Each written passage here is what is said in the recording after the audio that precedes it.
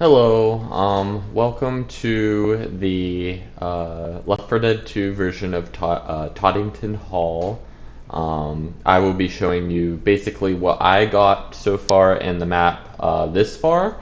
Currently the survival map is about 50%, if not a little bit more than that, accomplished. So all of the gray box thing is finished. So now I just have to get the other 50% of the map done, and basically that just includes the functionality, the programming part of it, the really like the polishing part, and basically after that soon the map will be closer to finish. So I'm going to start over here. This is the beginning of the map. This is where all four of the survivors spawn.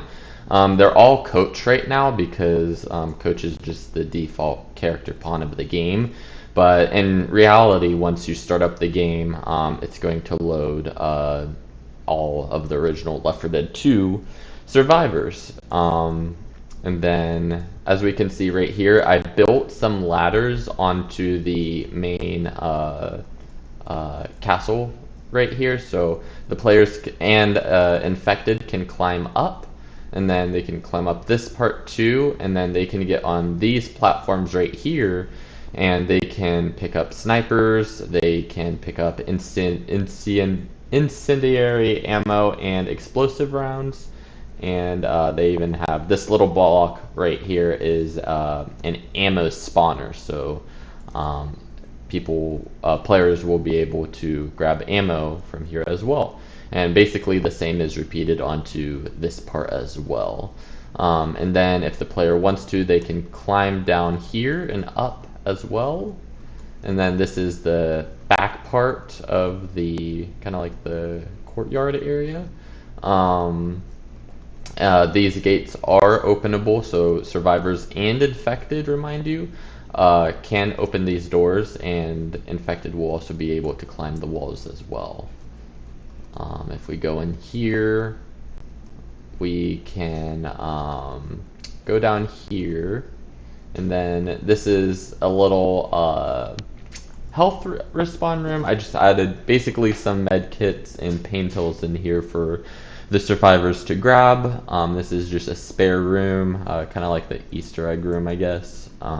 Basically just showing like the game and whatnot.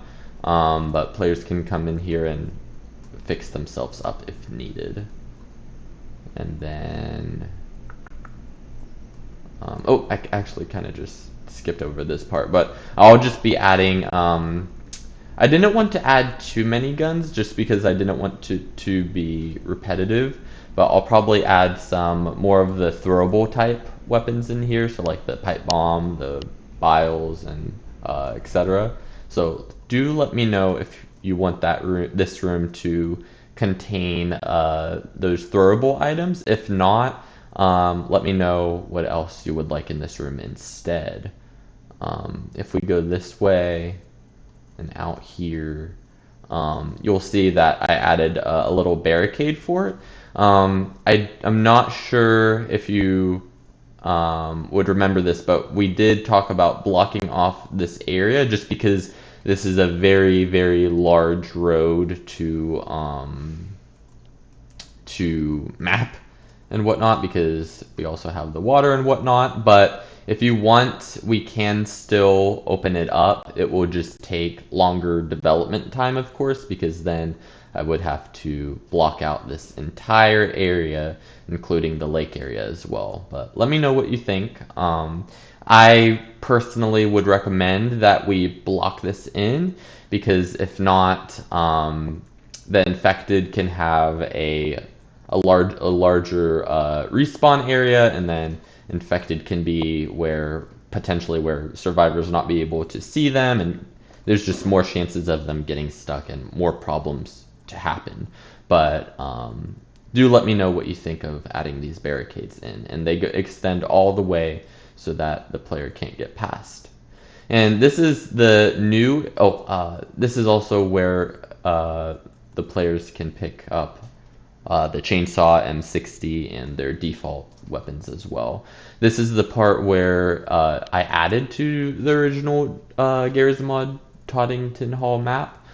Basically, the player can break through here, and I just added coach here just for reference, just so you can see how tall everything is. But just to show you, everything is scaled to the player's size, so nothing is too large or too small in this map.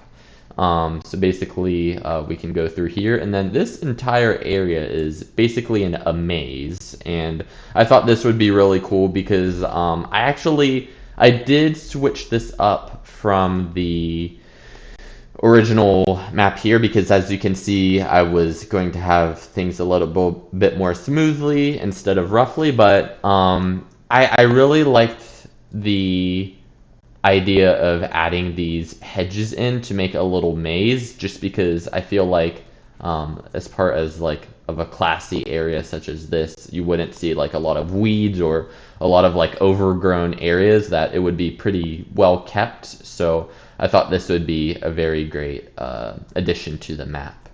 Do let me know what you think. And basically, there are multiple areas for the players to go through the maze. If they go this way, you'll see some broken down barricade. This is basically the shed.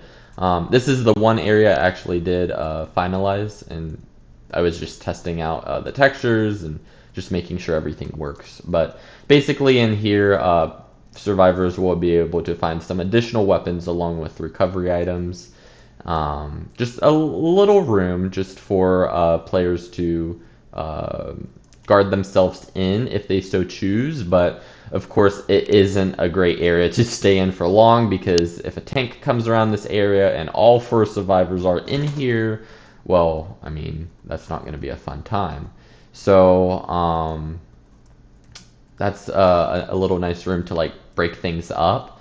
And then players can go across here. They can find a dead Bill, and he has a powerful M60 for players to obtain. And this is one of the great spots. So there are dead ends within the mazes, but some dead ends are negative dead ends, which lead to literally nothing, and some actually lead to something good benefiting the player, like a powerful M60, so they don't get too frustrated or overwhelmed with the maze. I feel like once the player plays through the maze a few times, I feel like it's going to be easy to remember. It doesn't switch up, it's all static, so it all stays the same. So, of course, like the first few times are just going to be one of the most challenging parts. But yeah, this is for an example, like a negative dead end. So if the player goes this way, they will go down here to see the tree, but they will get nothing in return. And then they just have to go back and go over here. And infected actually do have the ability. They should have the ability to scale up the walls, so they can actually climb over the hedges, I believe. I will still have to test this out, but I believe they can. But the survivors, of course, cannot. So that's where that differentiates. And then right here, as you can see, there's nothing here yet, but I was going to add this in the next iteration of the map development process. Basically, I was going to add a little house. I was going to add right here.